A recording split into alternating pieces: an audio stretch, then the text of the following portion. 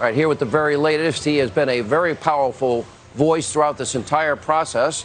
Texas Senator Ted Cruz is with us. Senator, good to see you. I applaud your colleagues. I applaud you the entire time.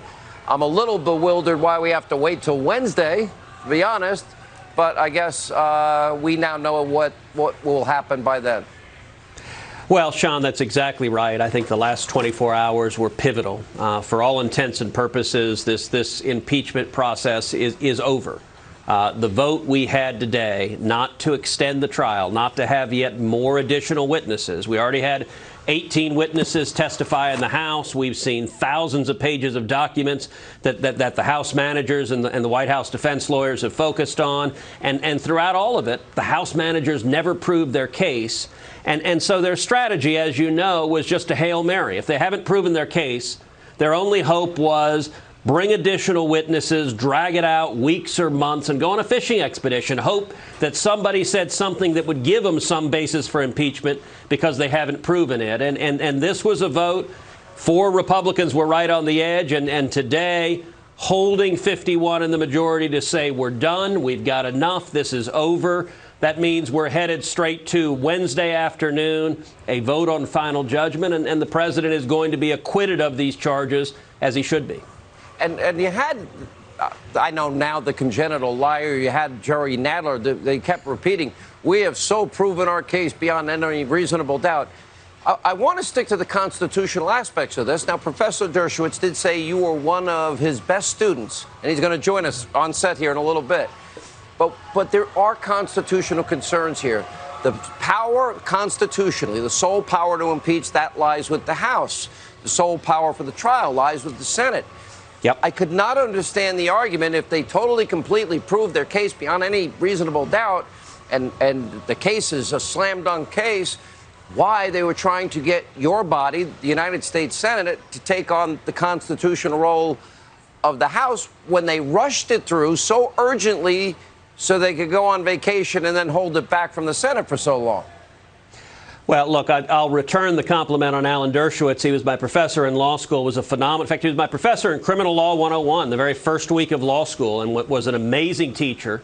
And I think his presentation to the Senate was one of the most impactful presentations of the entire trial. And in particular, he walked through the history of what the Constitution requires. This is not just a vote on whether you like the president or not, whether you agree with the president or not, whether your politics are the same.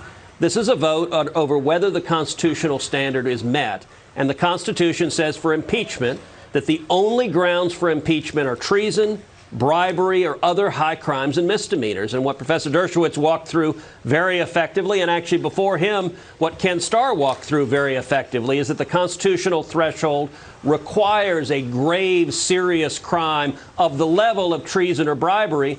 House managers didn't even try to allege a crime, and they certainly didn't prove one, and that's why, as a matter of law, and by the way, we did this whole digression on quid pro quo and all the discussion about additional witnesses for whether there was a quid pro quo, whether there wasn't a quid pro quo.